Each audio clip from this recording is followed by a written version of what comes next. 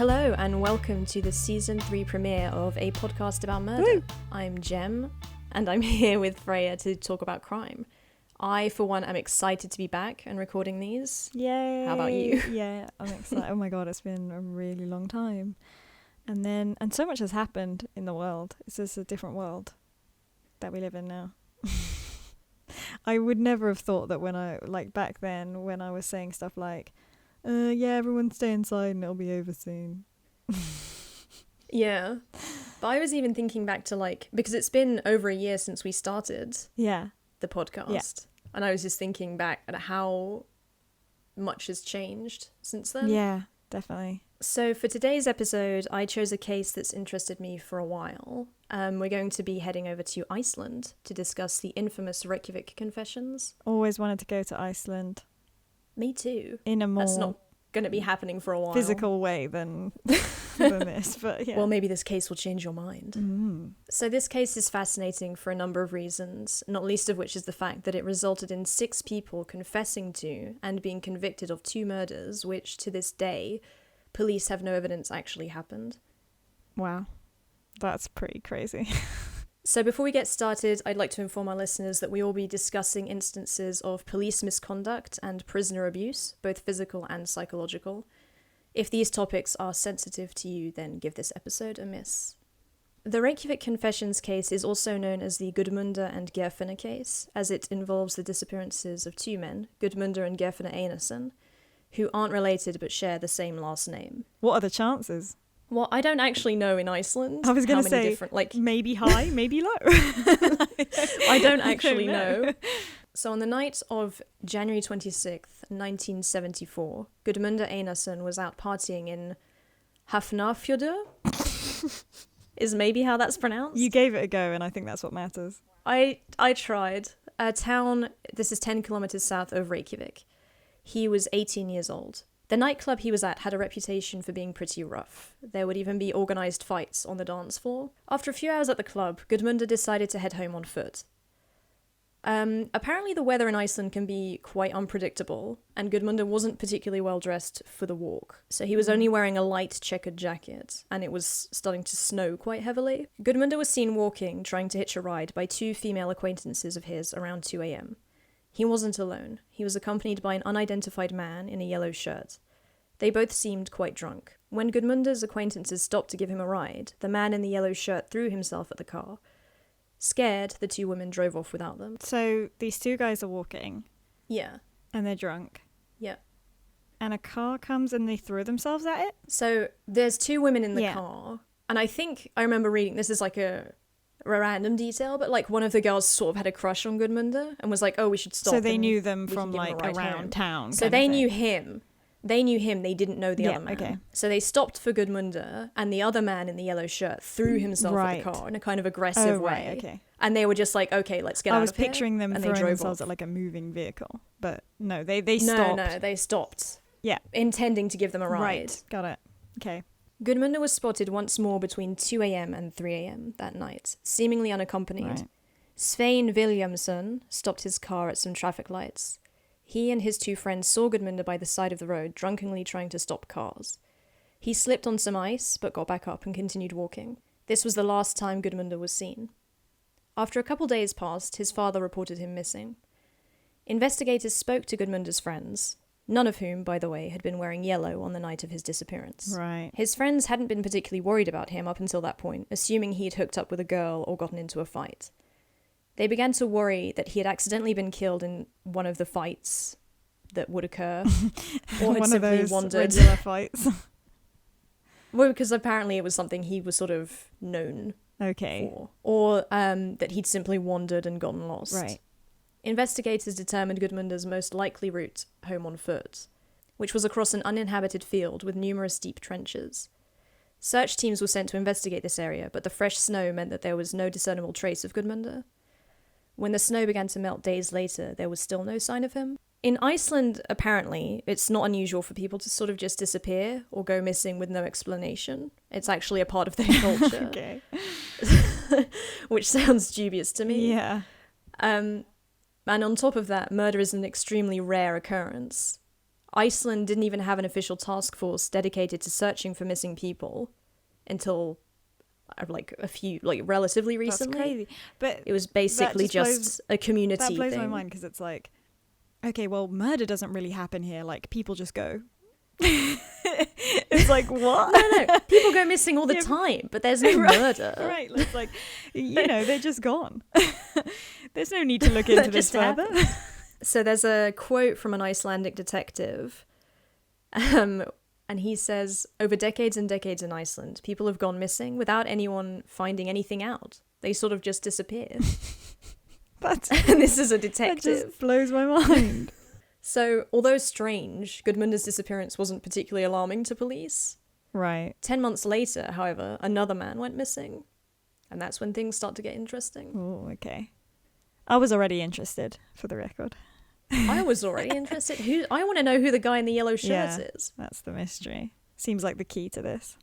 On the 19th of November 1974, Geirfinnur Einarsson returned home to Keflavik, a town 50 kilometers from Reykjavik, after work.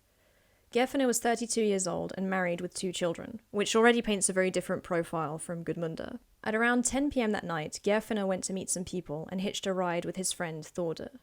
He told Þórður that he had been asked to come alone and joked that he should have armed himself before going to the meeting. Þórður dropped him off at a cafe. It appeared that the people Geirfinnur was supposed to meet didn't show up. He bought some cigarettes and headed back home.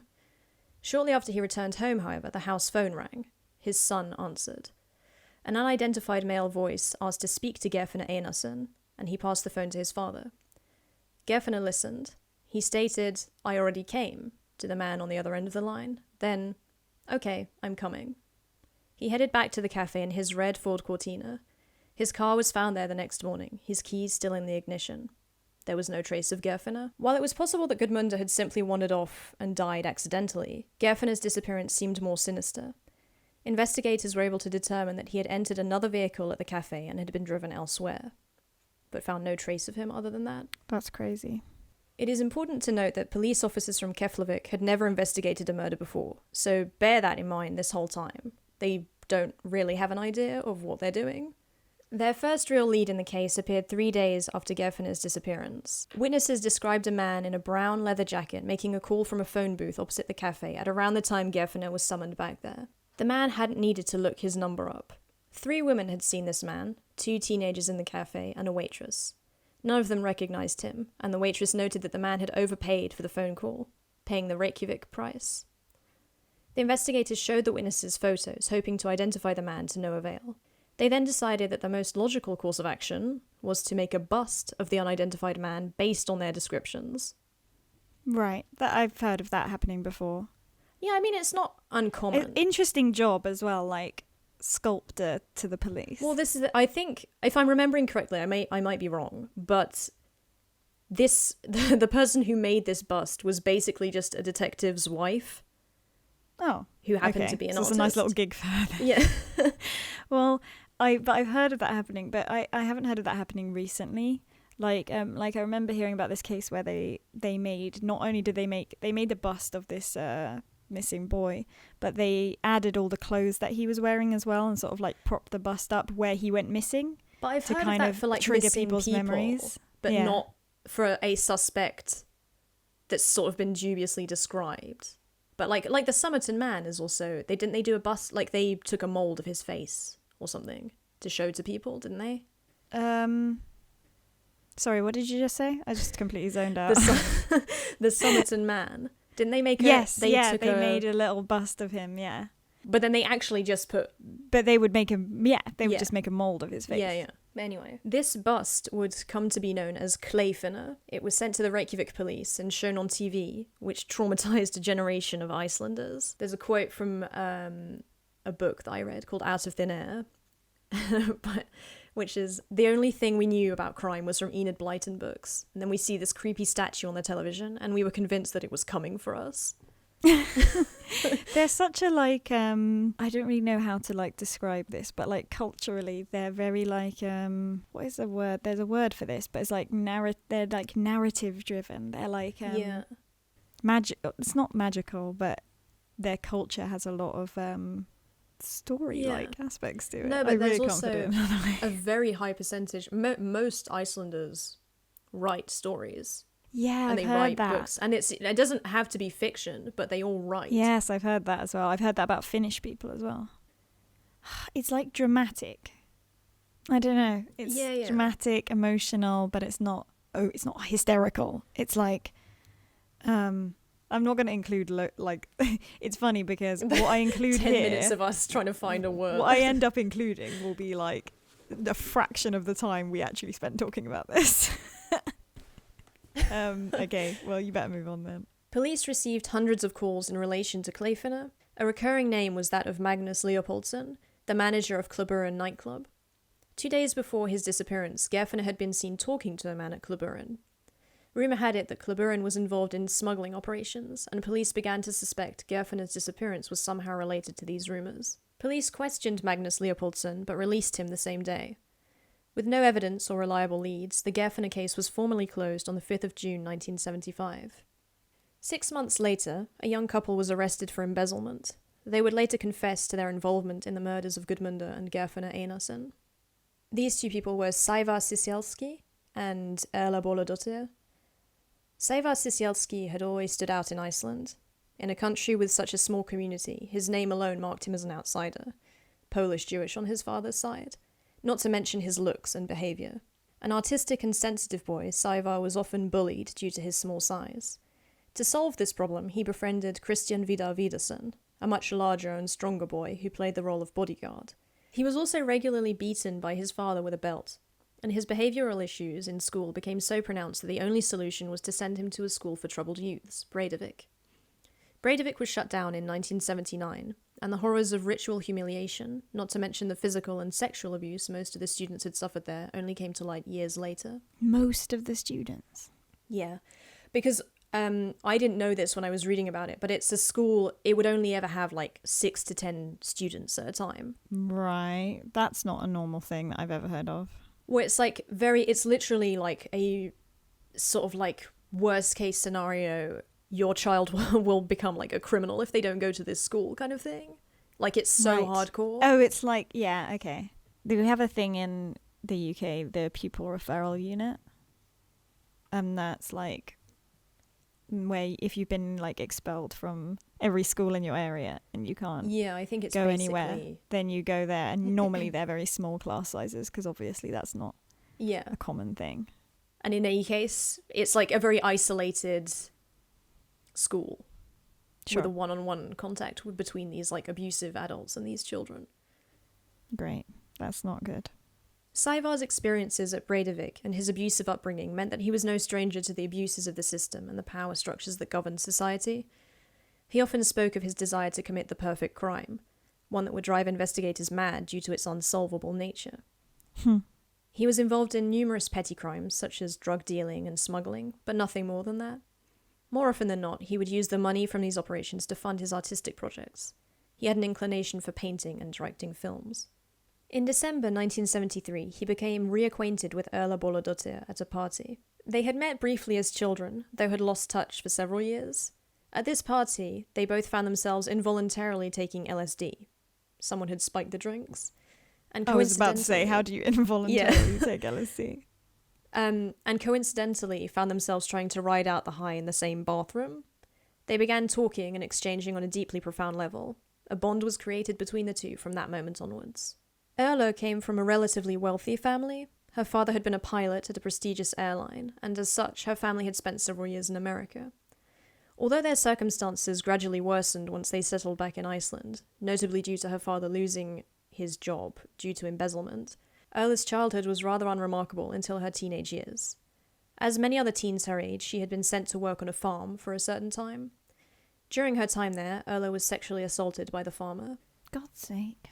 Yeah. His wife, not wanting to cause a scandal, asked Erla to keep the incident to herself and was sent home. From that point onwards, Erla felt disconnected from her family and would go on to suffer from extended periods of depression.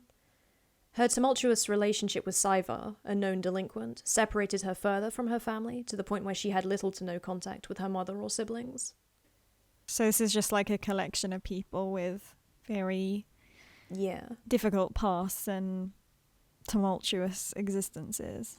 Well, it's also already at this point, they're quite vulnerable members of society and quite isolated. In 1974, they came up with a plan to embezzle money from Erla's job.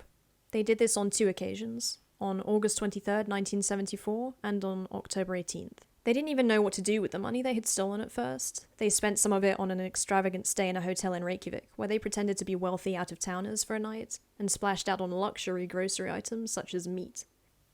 Okay. They also put a down payment on a Mustang with green stripes and a tiger's head on the roof. Wow, okay. Going all out. Yeah. Saevar purchased I'm just art trying supplies. to imagine that Mustang in my mind. It sounds amazing. Like, let's be honest, though. That's something that, like, Joe, what's his name? Joe Tiger King. Yeah. What's his name? That's something he would drive. I can't remember. But it's like, the things that they're spending this money on are so... It's so, like, innocent in a way. Yeah, it's just, like, pure. It's like, yeah, I'll just get whatever I want. Yeah. Saevar purchased art supplies, and other than that, the money remained in a pocket of one of Erla's coats in the closet, and they used it for everyday necessities when they were short on money. After their second heist, they decided to flee to Copenhagen. Their time in Copenhagen wasn't as ideal as they imagined. Their funds dwindled, and they were practically homeless and starving, relying on their ability to steal food to survive. That it's an expensive place. Well, they were actually staying in Christiania. Oh, really? Yeah. That's kind of weird. Well, because, because it's obvious to me, having read a lot more about their backstories, but they're also very into, like, the hippie community. No, it makes sense. When I said that's kind of weird, I just mean, oh, that's weird because it's weird to have know been what there. that is. Yeah. But it actually makes perfect sense. It's if people don't know what that is, would you be able to explain it? It's a sort of semi-independent. It's a commune, kind of. Yeah, it's like a semi-autonomous little village within Copenhagen. Yeah. That's sort of closed off. Like, you can go into it, but there were times when you couldn't go into it, though, weren't there? Yeah. But it's also, so I believe you can just sort of go and stay there. I mean, especially if they're low on money, it makes sense to me that they would have. Yeah, it does make sense that they would go there, for sure. So they were relying on their ability to steal food to survive. And the final straw for Erla came when she realised that she was pregnant. Oh. So they returned to Iceland. Their daughter, Julia, was born on the 25th of September 1975. Although they decided to end their relationship, they decided to live together with their daughter, and Saevar was determined to provide for his young family by selling drugs. Okay, well, you know, at least he's trying. Yeah. Like, the intentions Some people would are just, good. The intention is there, and yeah, exactly. He's on the right track. He's just going about it in a way that some people would disagree with. But his motivations are pure. I'm still with him. They're also very young. Like, I can't remember how old they are exactly, but they're like maybe 19 at this point.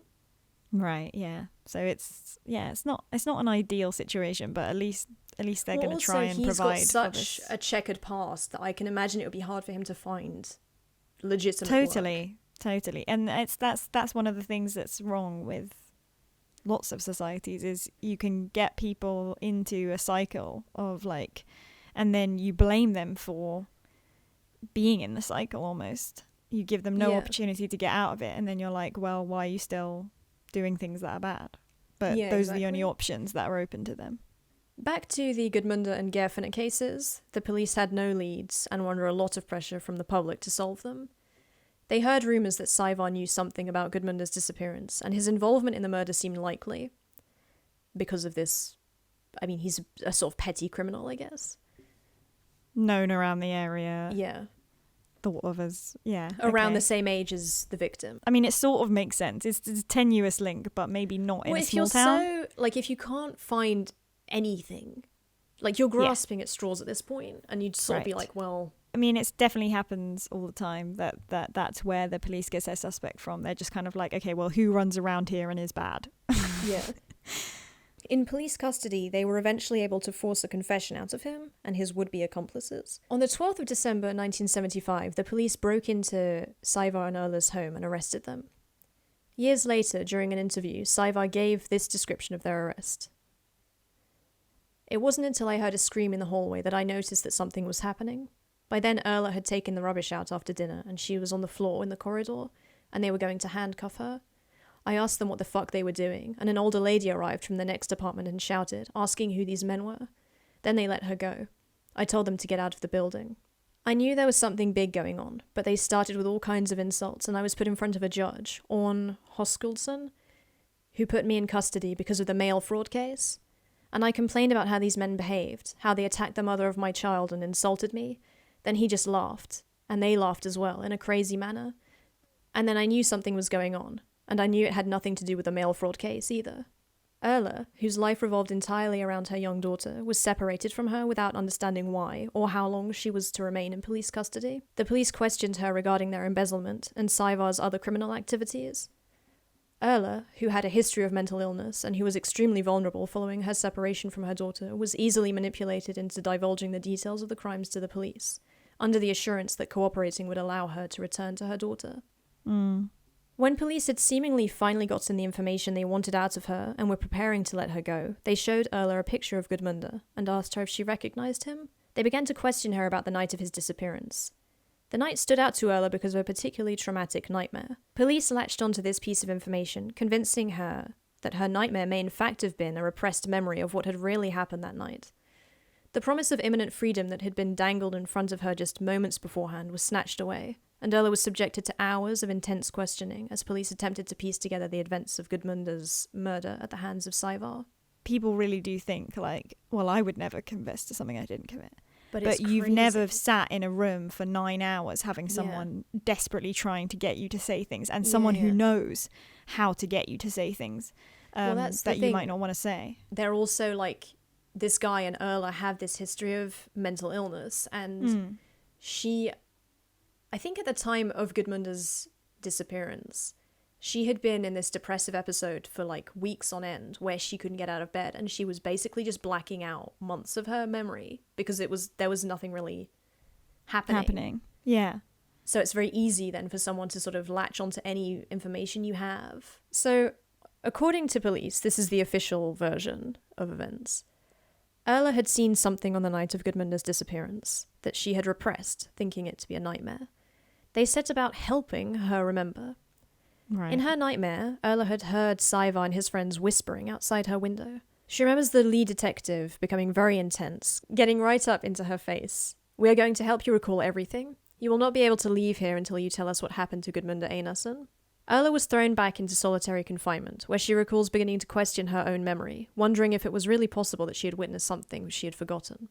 That's another thing. Solitary confinement is like, you really can't imagine how damaging that would be. Like, you'd think, okay, well, they're just going to put me in a room in my own for a while. That wouldn't make me confess. It would absolutely change how you thought. We'll get into it in a bit. And you would be alone thinking about, everything. Yeah.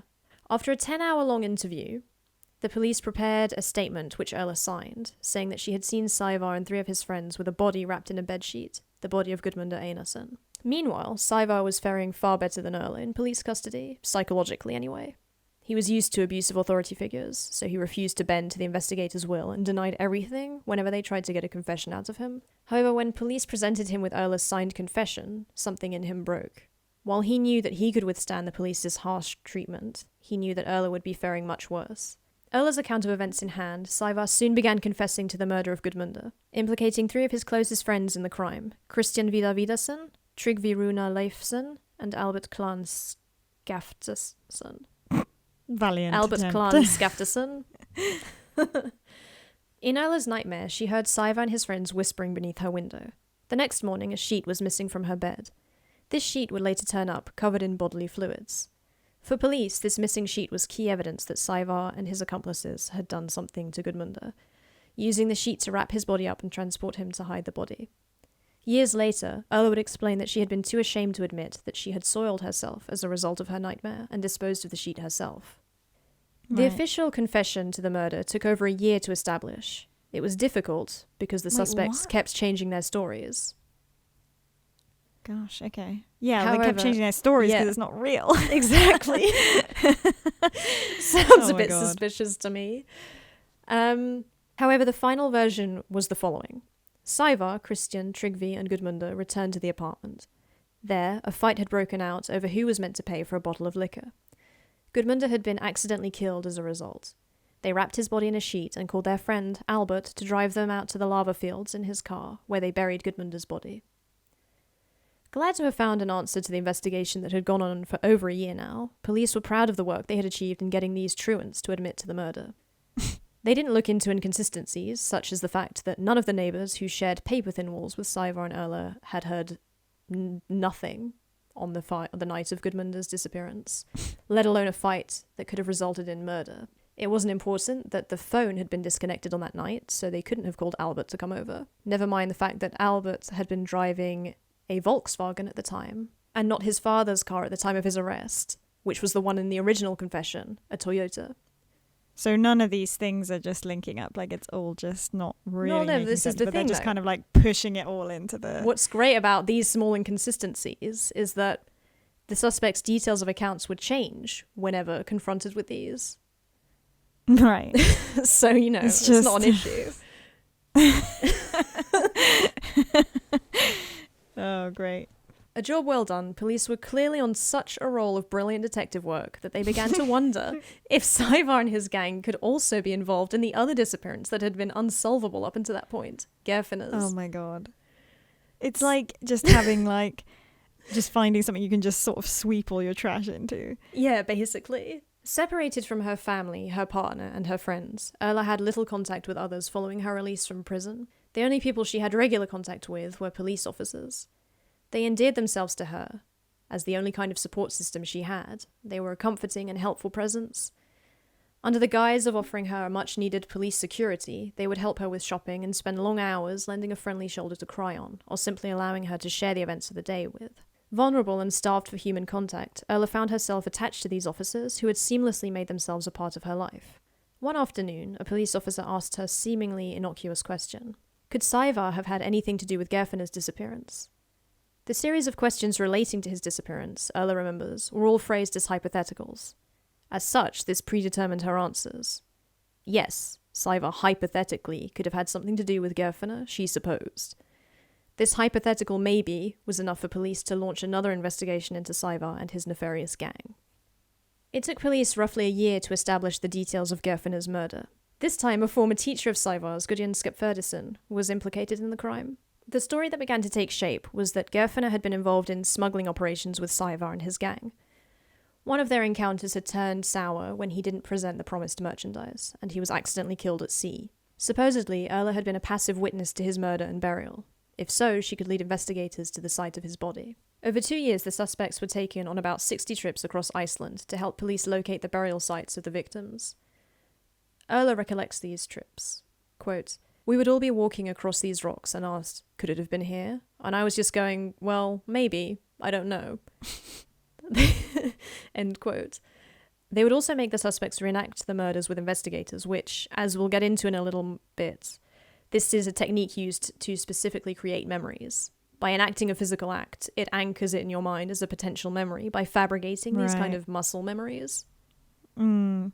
After months of questioning, including being put on medications they didn't need, the suspects all confessed to their involvement in Geirfinnur's murder. Guðjón's was the final confession, and once he had confessed in December 1976, the case moved very quickly. They were given their sentences the next year. Sævar was given life in prison for the 2 murders, and the others were given sentences that ranged from 12 years for Guðjón to 3 years for Erla. In the time since they had given their confessions, however, many of the suspects began to doubt they had ever been involved and tried to retract their confessions in vain. It's just so lazy, such a lazy police work. It's like, well, I got a bunch of stuff that I don't really know, so I'm just gonna... Yeah, they don't care about the truth. It's just that they're being hassled by the public. Yeah. So now I want to talk a little about their conditions during their imprisonment and questioning, and the flagrant abuses they suffered, and the reason this case is a shocking example of memory manipulation. During their extensive questioning, the suspects were all isolated for various lengths of time. They weren't allowed any contact with other people except interrogators. Their access to their own lawyers was extremely limited. They would be kept from sleeping and interviewed for hours on end. Yeah, that's no good. Sævar was also repeatedly drowned by guards who knew he had a fear of water. What? And would threaten to kill him. Drowned? Yeah. His head would be put in water. That's not okay. No, none of this is okay. But they knew he had a fear of water, like he had a phobia, Yeah. and they would threaten to kill him if he did not confess to his crimes. What the hell? Christian attempted insane. suicide twice. This is not what I expect of Iceland, by the way. I expect better of No. like the north. It's just mad. Christian attempted suicide twice over the course of his confinement. So in the 50s, there were several studies done on the effects isolation has on the brain. One study placed monkeys in an isolated chamber, and after only a few days, the monkeys began to self-harm and entered a state that was literally referred to as the pit of despair. Oh my god, that's horrible. But then listen to this. There was also a study done at McGill around the same time with volunteer students from the psychology department. And the idea was to strap the students to beds and restrict their senses. So they would like wear visors and wear gloves so that they couldn't have any sort of like sensory information. And they only interacted with other humans when given food or taken to the bathroom. Okay. And they planned for this study to last 6 weeks to see how long, like what the effects would be long term of this kind of isolation. After a few hours, they all started hallucinating. Right. And none of the students lasted more than 7 days.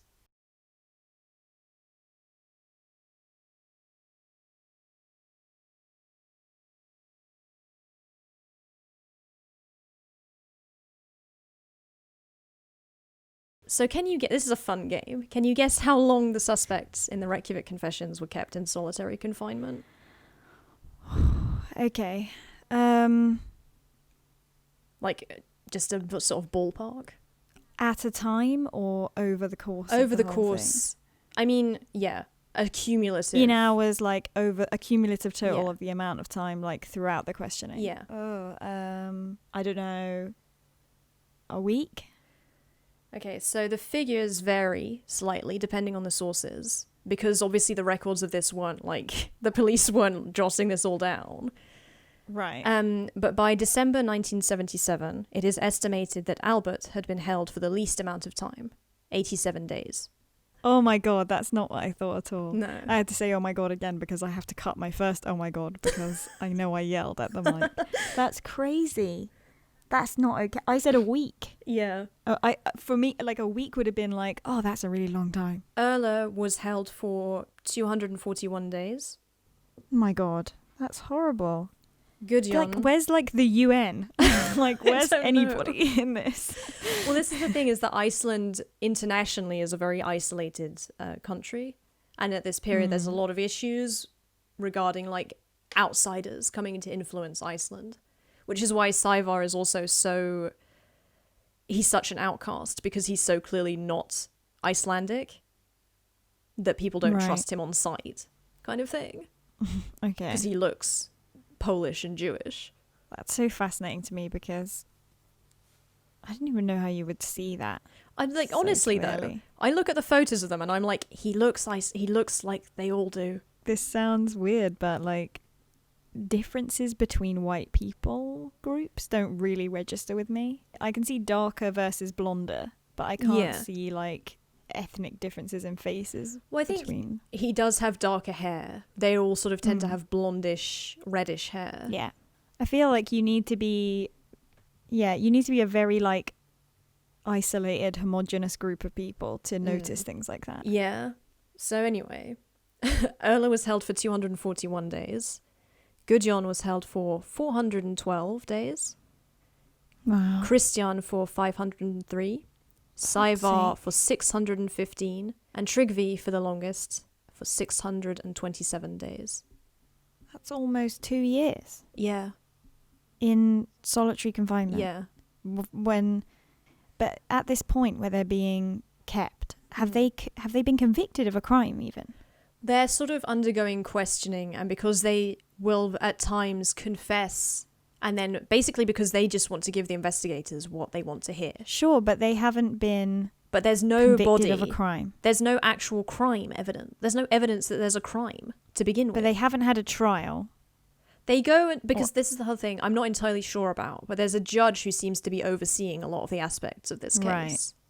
So they're sort of in the midst of trial. And it's like everyone seems to be aware and seems to want these kids to go down for this. But no, this is all them being in police custody and sort of going on these trips to sort of try and find where maybe the bodies could be, and trying to sort of fine-tune the details of the murder because they had nothing to do with it.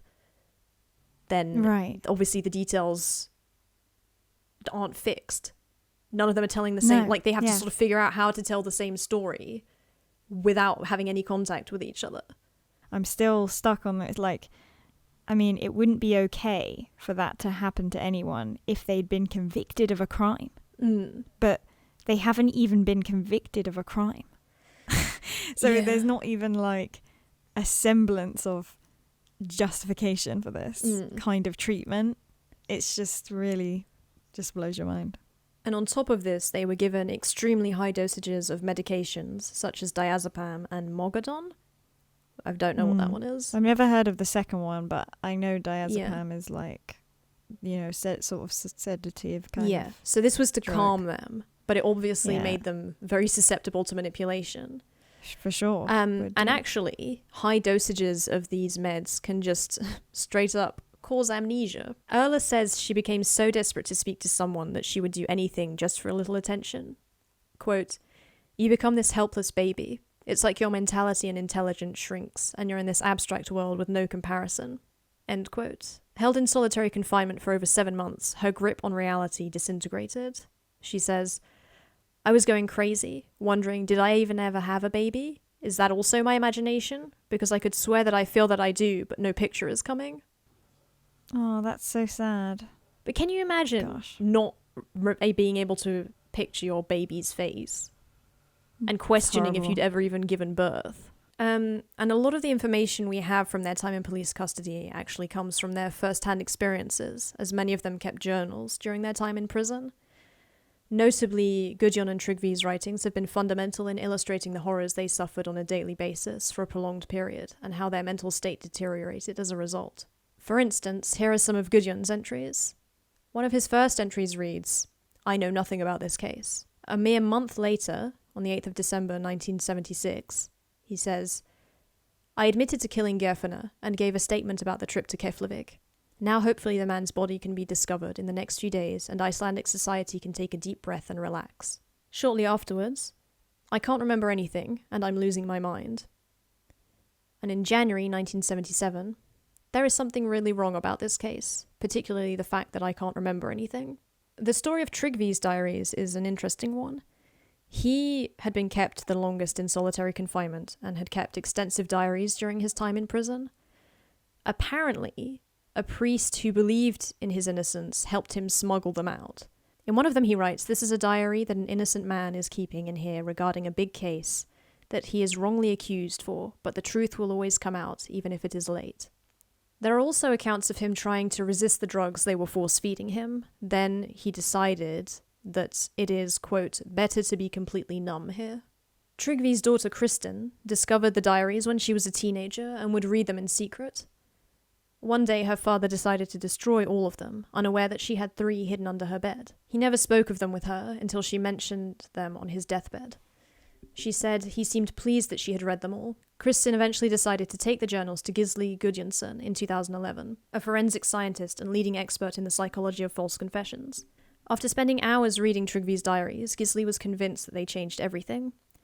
In his opinion, quote, "These individuals had absolutely no knowledge of what happened. They were just trying to appease the police. They were trying to be cooperative because they knew if they were not cooperative, they would be given more solitary confinement." It blows my mind that there's just this one person who's like rational and sane. Yeah. But I think he was actually... like nobody else has got there yet. But this is the thing, he was actually involved in the case back in the day, and he was like, this doesn't seem right. Are you sure about this? And that's sort of why, I think, part of why he specialized in this sort of psychology of false confessions. Gisli went on national television to voice his opinion, and not days later, the Icelandic government announced its decision to launch an inquest into the handling of the Guðmundur and Geirfinnur cases. 18 months later, the confessions were found unreliable and false. Sævar Sisielski spent years trying to prove his innocence. He moved to Copenhagen, where he died homeless at age 56 in 2011. Erla remained in Iceland with her daughter and remains one of the most recognizable and, in some cases, hated women in Iceland. Christian led a quiet life, marrying and working manual jobs. It is advised that he not be approached to talk about the case. Trigvi went on to live a quiet life with his wife and 3 children. He died of cancer in 2009 at the age of 58. Albert also settled down and started a family. He has never publicly spoken about the case. Gudjon started a family before training to become a Lutheran minister. He apparently became a well-respected member of his community. Guðmundur and Geirfinnur are still missing. So there are a lot of details. I mean, I had to really cut down the details of this case. There are whole sections that I wasn't able to talk about, but it really is a fascinating case. And if you'd like to know more about it, I would recommend Anthony Dean's Out of Thin Air, A True Story of Impossible Murder in Iceland, which is a sort of accompaniment to a Netflix documentary of the same name, which I watched a while back, but I remember it being pretty good. And the BBC also has a very detailed summary of the Reykjavik confessions that you can find that explains things very clearly and has lots of pictures that go along with it. So that's it for the Reykjavik confessions. Thank you for listening. We hope you enjoyed this episode. Don't forget to subscribe to this channel on whatever platform you listen to these, and maybe even leave a little comment or review if you're feeling generous. That was really interesting.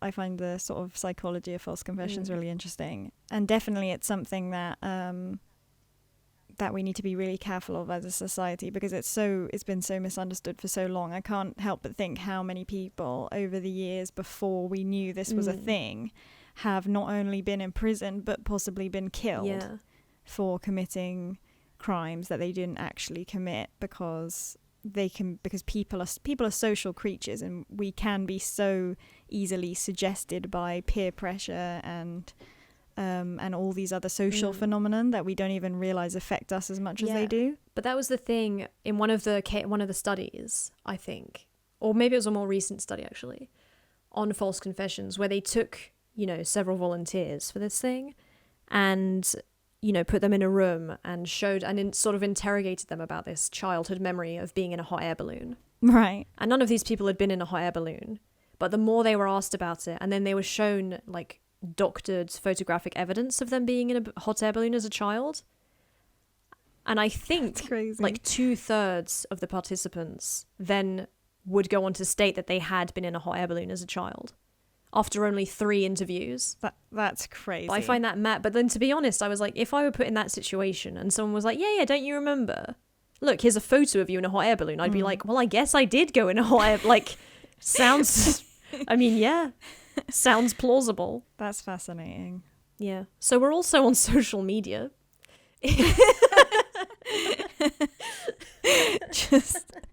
just putting that that's out totally there. Natural segue there. Yeah, if you'd like to connect with us there, we'd love to hear from you about this very interesting case. On Twitter at About Murder, on Instagram, A Podcast About Murder, and on Facebook.com/A Podcast About Murder with no E. And you can always send us an email at apodcastaboutmurder@outlook.com. Hope everyone's staying safe in whatever respective tiers or sections that you're in. Yeah. I don't know if I should point out the irony of us talking about the dangers of solitary confinement and then being like, but I hope everyone's having a great lockdown. Take care of yourselves and have a good weekend. Have a great weekend. Yeah, a fantastic weekend. Okay, I wouldn't go that far.